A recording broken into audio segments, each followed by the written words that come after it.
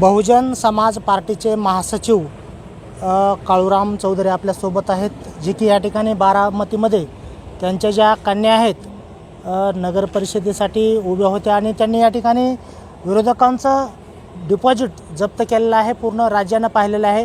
काळूराम चौधरी आणि त्यांच्या कन्या संघमित्रा चौधरी यांनी कशा पद्धतीने निवडणुकीला सामोरे गेले पूर्ण महाराष्ट्रानं पाहिलं आहे। आपल्यासोबत या ठिकाणी सध्या काळूराम चौधरी पोखरी या ठिकाणी महामानव डॉक्टर बाबासाहेब आंबेडकर यांच्या जयंतीला उपस्थिती आपण लावलेली आहे। मी ह्याच्यासाठी आलो आहे बीडला की जर बारामतीत बाबासाहेबाच्या हत्तीवर निवडून येत असाल तर बीडमध्ये काय अवघड नाही।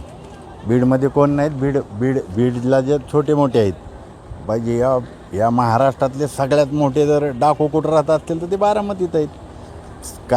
चमच्यांचा कारखानाच बारामतीत आहे आणि त्या बारामतीत जर होत असेल तर बीडला आंबेजोगाईला काय अवघड नाही आणि ते होऊ शकतं। जे कांचीराम साहेबांनी सांगितलं होतं आणि ते मी करून दाखवलेलं आहे।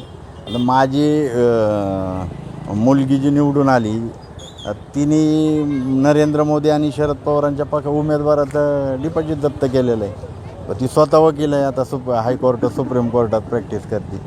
म्हणजे आमचे जर शिकल्या सवरलेल्या लोकांना आम्ही पुढं केलं तर बहुजन समाज या देशाचा शासनकर्ती जमात होऊ शकतो आणि तो फुले शाहू आंबेडकरांच्या विचारधारेवरती या देशाची सत्ता आपल्या हातात घेऊ शकतो। आपण म्हणतो या ठिकाणी बहुजन समाजाने एकसंघ राहिलं पाहिजे, तर कुठंतरी बहुजन समाजाला भूलथापा देऊन आपण म्हणल्याप्रमाणे की कुठंतरी तो विघटित केला जातो, याबाबत आपलं काय मत आहे? नाही, ते समाजाने बहुजन समाजाने आपल्या धडावर आपलं डोकं ठेवलं पाहिजे ना। महापुरुषांनी एवढं कष्ट केल्यात, फुले शाहू आंबेडकरांनी, तुम्ही फक्त जयंतीपुरता त्यांचा जय जयकार करणार तर ते बरोबर नाही।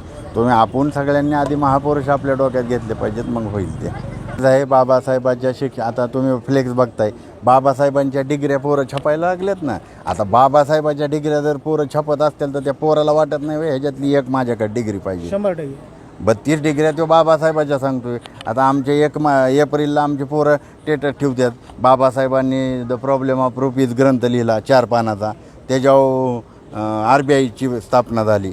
मग माझा प्रश्न आहे, ज्याने स्टेटस ठेवला आहे तो 90साठी दुसऱ्याच्या मागे का फिरतोय?